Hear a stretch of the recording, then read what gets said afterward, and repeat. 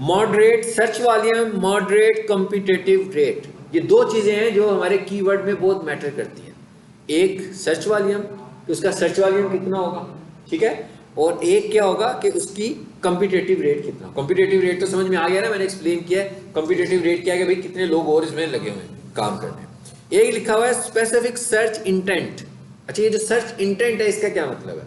उन्होंने कहा जी ये लॉन्ग टर्म होता है, इसमें एक खास किस्म की इंटेंट लोगों की होती है। जैसे भी हमने दो एग्जांपल्स भी देखी लैपटॉप की और ये वाली। तो कहता है इंटेंट का क्या मतलब है कि डिजायर लोगों की क्या है, लोग ढूंढना क्या चाह रहे हैं। तो ये कहता है कि स्पेसिफिक सर्च इंटेंट होगी इसमें। उसके बाद हाई कन्वर्जन रेट। अब उसने कहा कि ऐसे कीवर्ड जब आप यूज करते हो तो इनका कन्वर्जन रेट बहुत हाई होता है।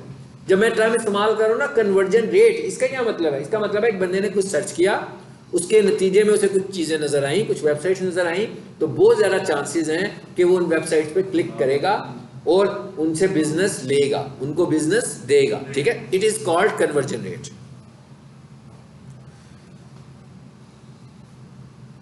अच्छा आगे आ जाए, अगला क्या है जी? Product defining keywords. ये कौन से कीवर्ड्स हैं? प्रोडक्ट को डिफाइन करेंगे। यानी इसका मतलब क्या हुआ कि अब देखें हमारे पास दो तरह की वेबसाइट्स हैं। एक वेबसाइट हमारे पास कौन सी है कि जिसमें मैं अपनी, जैसे पिक सोल्यूशन की वेबसाइट है, जैसे प्रोफेशनल किचन वाली वेबसाइट है, तो अगर हम देखें तो वो वेबसाइट एक इंफॉर्मेशन की वेबसाइट है। ऐसे ही है ना कि आपको वेबसाइट से इंफॉर्मेशन मिल रही है। बेशक रिस्पॉन्सिव वेबसाइट्स हैं। रिस्पॉन्सिव का क्या मतलब होता है कि भाई मोबाइल पर खोलो तो और तरीके से खुलेंगी, डेस्कटॉप पर खोलो तो और तरीके से खुलेंगी। ये लेटेस्ट स्टाइल है वेबसाइट का। ऐसी वेबसाइट होनी चाहिए हमारी आज के दौर में, ऐसी वेबसाइट होनी चाहिए। मोबाइल फ्रेंडली वेबसाइट को हम बोलते हैं रिस्पॉन्सिव वेबसाइट। तो है तो रिस्पॉन्सिव, लेकिन इसके ऊपर कोई ट्रांजैक्शंस नहीं हो रहे हैं। कॉन्टैक्ट अस में जाएगा तो वहां से जाकर कुछ एड्रेस मिल जाएगा, अगर कॉल बटन लगा होगा तो कॉल भी हो जाएगी, लेकिन सेल तो नहीं हो रही यहां से डायरेक्ट। लेकिन जो हमारी ई कॉमर्स वेबसाइट्स होती हैं, जहां पर जैसे दराज की वेबसाइट है और इतनी सारी वेबसाइट्स हैं, वहां पर क्या होता है, वहां पर तो ऑनलाइन ट्रांजैक्शंस हो रहे होते हैं। किसी भी बंदे ने कोई चीज खरीदनी है उसे क्लिक कर देगा। इसका मतलब क्या होगा, उसमें आपने क्या लिखा होता है, जो इस तरह की वेबसाइट्स होती हैं, दराज भी है हमारे पास और भी बहुत सारी हैं इस तरह की। टाइटल लिखा होता है इसमें अपने प्रोडक्ट का, प्रोडक्ट की डिस्क्रिप्शन लिखी होती है, इमेजेस लगाए होते हैं, ठीक, इतना कुछ होता है ना इसमें। तो वो ये कह रहा है कि अब आप कौन से कीवर्ड, आप अगर आपकी कोई ई कॉमर्स की साइट है तो उसके अंदर जो कीवर्ड्स लगे होते हैं उनको हम बोलते हैं प्रोडक्ट डिफाइनिंग कीवर्ड्स। ठीक है, these are the keywords that explain the and describe your product. कहते हैं ये क्या करते हैं, आपकी प्रोडक्ट को डिफाइन कर रहे होते हैं। जी सॉरी, कुछ कहा आपने? अच्छा, यानी ऐसे कीवर्ड्स कौन से होते हैं, प्रोडक्ट डिफाइनिंग कीवर्ड्स हमारे होते हैं। ठीक है, कीवर्ड टूल्स को छोड़ दें, ये तो वैसे ही उन्होंने कहना कि ये इस पर क्लिक करोगे ना तो ये टूल्स में चला जाएगा। ठीक, अच्छा उसके बाद अगला कौन सा है हमारा? अच्छा ये देखें जरा, इसमें क्या लिखा हुआ है, लो सर्च वॉल्यूम लिखा है इसमें, और लो कॉम्पिटिटिव रेट भी लिखा हुआ है। इसका क्या मतलब है? इसका ये मतलब है कि ये ऐसे कीवर्ड्स हैं जिस पे सर्च वॉल्यूम बहुत ज्यादा नहीं होगा।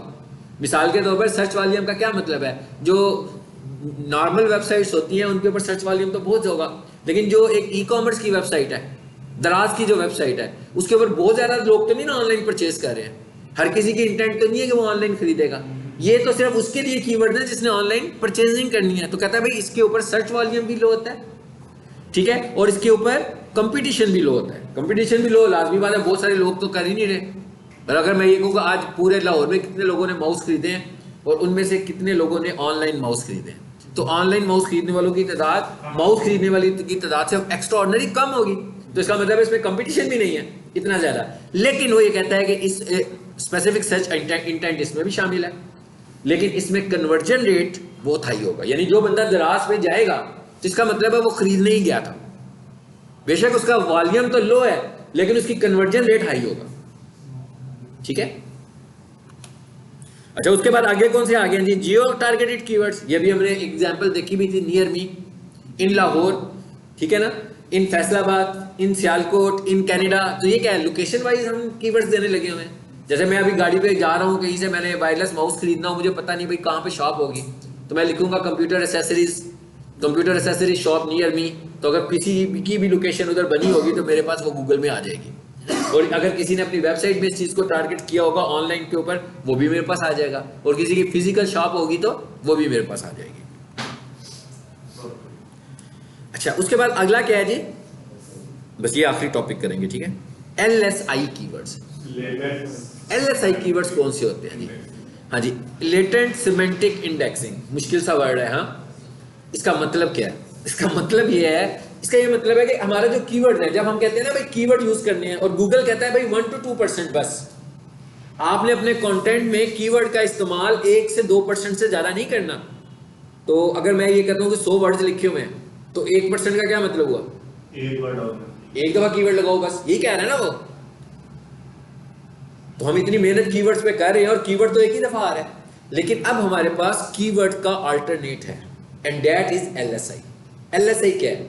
LSI का मतलब ये है कि गूगल ने ना अपने पास एक वोकैबुलरी बना के रखी हुई है।